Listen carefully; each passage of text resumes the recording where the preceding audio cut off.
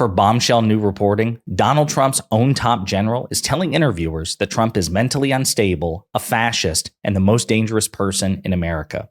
But before we unpack all that, if you end up liking this video and you want to support the channel, please be sure to hit the like, subscribe, and alert bells before you go. All right, friends, we have several clips to talk about in this video. For context, the person we're talking about is the chairman of the Joint Chiefs of Staff, the highest ranking military officer in the United States and the top military advisor to the President of the United States and the Secretary of Defense. And the particular chairman of the Joint Chiefs of Staff is a guy named Mark Milley. He was appointed to that post by Donald Trump, the same Donald Trump who only appoints the best people. I know the best people. He was given that post by Donald Trump. He was a legendary veteran with a storied career. And then he continued in that post after Trump left office and President Biden assumed the presidency. And then he retired in 2023. So for context, this man has worked under both Republicans and Democrats, and he was appointed not only by a Republican, but by Trump himself. He knows Trump personally. He knows Trump directly. He knows Trump professionally. This is an informed opinion. With that in mind, this is what he had to say. There's one person on this year's ballot who's been called fascist to the core by their top general, Donald Trump. The Independent reports, quote, that in Bob Woodward's forthcoming book, War, former chairman of the Joint Chiefs of Staff, Mark Milley, said to Woodward, quote, he is the most dangerous person ever. I had suspicions when I talked to you about his mental decline and so forth, but now I realize he's a total fascist. He's now the most dangerous person to this country, he said. A fascist to the core, Milley repeated. That is staggering. That is absolutely staggering. And in a rational world with a rational electorate that cares about informed opinions from people who knew the candidates better by far than the voters ever will, this should be game changing. This alone, in a rational world would be the end of Donald Trump's political career. We'll get to how Trump responded, but I do want to look at the article itself. So it comes from, again, The Independent. Trump's top general calls ex-president fascist to the core and most dangerous person to the country, new book says.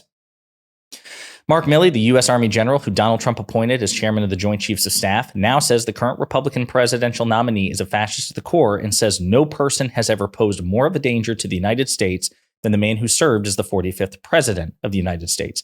Milley, a decorated military officer who became a target for right-wing scorn after it became known that he expressed concerns over Trump's mental stability in the wake of the 2020 election loss to Joe Biden, is described by journalist Bob Woodward in his new book, War, as incredibly alarmed at the prospect of a second Trump term in the White House. The Independent obtained a copy of the book's October 15th release date, or ahead of it. In the wake of the January 6, 2021 attack on the Capitol by a riotous mob of the then president's supporters, Woodward writes that Milley insisted on securing a meeting with the then newly minted Attorney General, Merrick Garland, to urge him to investigate domestic violent extremism and far-right militias. According to Woodward, a senior DOJ lawyer said at the time that Milley's sit-down with Attorney General Garland might have been the first ever meeting between a chairman of the Joint Chiefs of Staff and the country's top civilian law enforcement official. He writes that the general asked for the meeting because he was, quote, deeply convinced that Trump remained, quote, a danger to the country, even though he had been forced from office after President Biden's election win. But the Army veteran expressed even more strident concerns to Woodward himself at a March 2023 meeting at the Willard Hotel in Washington, D.C. Woodward writes that when he approached Milley at the reception, the general spoke first and told him, quote, we got to talk. He told the journalist, quote, that no one has ever been as dangerous to this country, end quote, as the former president. He asked, quote, do you see what this man is, end quote. Milley, who'd been a source for Woodward's last book, Peril, said he'd glimpsed Trump's true nature when they'd previously spoke during the writing of that 2021 release, but he said he now knew exactly what the ex-president is. Quote, again, the most dangerous person ever. I had my suspicions when I talked to you about his mental decline and so forth, but I realize he's a total fascist. He is now the most dangerous person to this country, a fascist to the core. Again, in a sane world, that would be the end. Any member of the party that says it's the pro-military party, the pro-national defense party, the pro-veteran party, the pro-patriotism party, would heed these words from a conservative veteran, a veteran with a storied military career who was appointed by Trump himself and say, you know what? This guy would know. This guy would know what threats look like. This guy would know what fascism looks like, and we should probably heed his advice. But because the Republican Party is objectively, factually, an authoritarian cult of personality with no limiting principle, they don't care. And certainly Trump doesn't care. This is how Trump responded. Quote, woke train wreck Mark Milley clearly suffers from Trump derangement syndrome, and it's no surprise he pals around with a washed-up fiction writer like Bob Woodward to peddle lies and misinformation, said Stephen Chung, who is a Trump campaign official spokesperson. Quote, if Milley spent this much time and effort doing his job, maybe the Afghanistan debacle would have never happened. So, for context, of course, the Afghanistan debacle was effectively at the feet of Donald Trump. Donald Trump was the one who made a deal with the Taliban directly. It was the Doha Agreement. According to a special inspector general's report, of all of the numerous factors which contributed to the utter debacle that was the Afghanistan collapse, Trump's Doha Agreement was by far the single greatest contribution to that debacle, by far the single most important thing which led to the collapse of Afghanistan. That's on Trump's watch, not Milley's watch, not Biden's watch. That was Trump's decision. To say nothing of all the other disastrous Trump decisions that were made regarding Afghanistan, giving the Taliban back 5,000 fighters, arming the Taliban, equipping the Taliban effectively, not enforcing the deals of the terms of the Doha Agreement, effectively allowing the Taliban to run roughshod over the United States, retrograding, reducing U.S. forces regardless. So Trump held up his end of the bargain without enforcing the terms to the Taliban. The Taliban ran roughshod over Trump. And as a consequence, that was the disaster that President Biden was left with. Absolutely staggering stuff. Trump set Biden and the United States up for total catastrophe. And it's amazing that the Biden administration managed to orchestrate the withdrawal of Afghanistan as well as they did. Yes, 13 service people died. Yes, that was a tragedy. Yes, that was because of ISIS-K's terrorist attack, a third-party terrorist attack. But about 4 times the number of U.S. troops died under Donald Trump's watch compared to President Biden. So again, if U.S. soldier fatality is the metric by which we evaluate candidates, Donald Trump is objectively worse than Biden or Harris. Getting back to Milley, I want you to hear some of what General Milley had to say during his retirement speech back in 2023. To a country. We don't take an oath to a tribe. We don't take an oath to a religion. We don't take an oath to a king or a queen or to a tyrant or a dictator. And we don't take an oath to a wannabe dictator. We don't take an oath to an individual. We take an oath to the Constitution, and we take an oath to the idea that is America, and we're willing to die to protect it.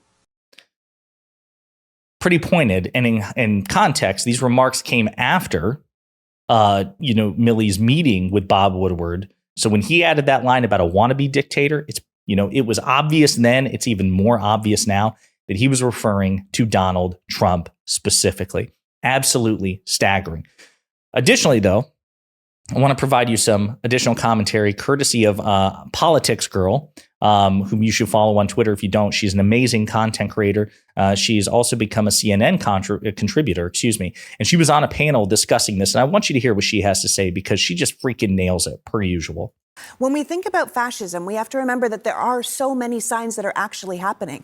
There's weaponized nationalism. There's scapegoating of minority groups. There's mythology of a better time back in the day when we were great. There is obviously the cult of the leader. There's the weaponization of the Justice Department, the cutting down of the free press, right? And now he's talking about locking up political enemies. He's talking about rounding up people and putting them in camps. These are all fascist behaviors. And the sooner we stop pretending that that isn't a word that could come to America, the better off we are. Because this is 100%. Donald Trump, even prior to Mark Milley labeling him as a fascist, the fact of the matter is Donald Trump exuded countless authoritarian instincts, countless authoritarian markers, and also fascist markers as well. I do want to say, also just include one other clip from this panel in which Coleman Hughes, who is a centrist political commentator, I think he writes for Quillette and maybe Reason or perhaps both, he tried to downplay it kind of, and it's really frustrating, but you should hear it. I take Mark Milley seriously. I also take the other people that work for Trump seriously, and a lot of them would not be as dark on Trump. Someone like H.R. McMaster. I mean, a lot of them would be, Coleman. H.R. McMaster wouldn't call him a fascist. I think he's a populist. He's a populist with some very troubling anti-democratic tendencies, but he is not Hitler. He's not Mussolini. He's talking about good genes and bad genes at this point. If he were a fascist, he had the opportunity of a lifetime to show us that during COVID by declaring an emergency and doing whatever he wanted, and he didn't do that. That was when he was still surrounded by people like General Mark Milley. He was still surrounded by people who could hold back his worst interests. The second version of Trump will not have any of those people. I think you're right. He will be absolutely surrounded by people that will say, sure, yes, let So, and again, it's good that Coleman will concede that, okay, fine, fair enough, that, a second Trump administration would be worse, but that undermines your entire point. This idea that if Trump was a fascist, he would have done more overtly fascist things during COVID. No, I Am Politics Girl is perfectly 100%. I think her name is Leigh McGowan, Leigh McGowan. That's her real name. She goes under Politics Girl. That's how she became big during the pandemic. Again, you should check her out. But she totally sinks your proverbial battleship by saying the whole point is Trump intends to do things differently in a second administration compared to the first. He's made that abundantly clear, and that he will not surround himself with people of backbone and conscience who will tell him no, like Mark Esper, like Mark Milley, like even Bill Barr of all people. So again, the fact that that's the case means that you can't look to the constraints of the first administration to predict the constraints of the second administration, as particularly when the person running saying there will be none of those constraints. So again, just a ridiculous argument from Coleman Hughes. I'm glad that he concedes that he's wrong about that. Donald Trump is an authoritarian. He is a fascist. Mark Milley is correct. And the sad thing is, it won't matter a damn bit. MAGA Republicans do not care what Mark Milley has to say because they're part of a cult. There is nothing that Donald Trump could say or do, or that anyone around Trump could say or do to swing their vote. That's where we are, and that's why we have to brutally defeat Trump at the ballot box, in November. One defeat after another. Make it clear to the Republicans. As long as Donald Trump and Trumpism is the animating principle of the Republican Party, you will always lose elections. That's what we have to convey. They will always lose. And if we don't make them always lose, then they will continue to double down on Trumpism. The only way to really shock MAGA, or rather to shock the Republican Party out of MAGA, is to show them that MAGA will lead to inevitable political defeat. Let's help make that a reality. And in the meantime, let me know what you think in the comments.